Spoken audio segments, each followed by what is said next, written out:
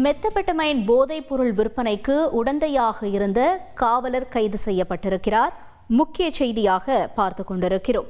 சென்னை அசோக் நகர் காவல் நிலையத்தில் பணியாற்றும் காவலர் கைது செய்யப்பட்டிருக்கிறார். கூடுதல் விவரங்களுடன் இணைகிறார் எமது செய்தியாளர் சசிதரன். சசிதரன், வணக்கம்.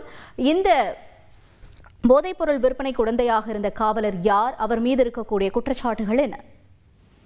மெத்தபெட்டமைன் போதைப் பொருட்கள் விற்பனைக்கு உடந்தையாக இருந்ததாக காவலர் ஒருவர் கைது செய்யப்பட்டிருக்கிற சம்பவம் சென்னையில பெரும் பரபரப்பை ஏற்படுத்தியிருக்கிறது.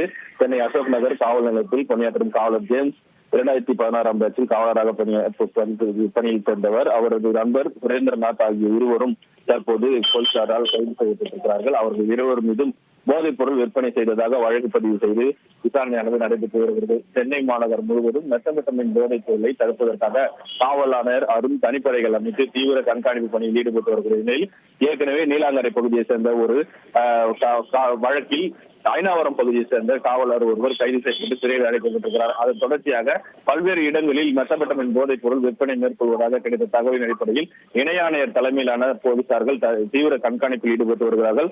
அந்த வகையில் வடபழனி ஒட்டகம்பாளையம் பகுதியை சேர்ந்த ஒரு சுரேந்திரநாத் என்பவர் போதைப் பொருள் விற்பனை செய்யப்படுவதாக தனிப்படை போலீசார் தகவல் அடிப்படையில் அங்கு சென்று அவரிடம் விசாரணை மேற்கொண்ட போது அந்த சுரேந்திரநாத் என்பவருக்கு அசோக் நகர் காவல் நிலையத்தில் பணியாற்றும் ஜேம்ஸ் என்பவர் உடந்தையாக இருந்தது தெரிய வந்திருக்கிறது. அவர்கள் இருவரையும் கைது செய்து விசாரணை மேற்கொண்டதில் அவர்களிடம் 10 கிராம் மெத்தபெட்டமைன் போதைப் பொருள் இருப்பது தெரிய வந்திருக்கிறது. இதன் மதிப்பு 2 லட்சம் ரூபாய் இருக்கும் எனவும் பெங்களூர் பகுதியை சேர்ந்த முக்கிய பிரமுகரிடம் இருந்து இந்த போதைப் பொருளை வாங்கியிருப்பதாகவும் தெரிய வந்திருக்கிறது. இந்த சம்பவம் குறித்து இருந்த பேர் மீதும் வழக்கு பதிவு செய்துள்ள வடபழனி போலீசார் அவர்களை கைது செய்து சிறையில் அடைக்கும் பணியில் ஈடுபட்டு வருகிறார்கள்.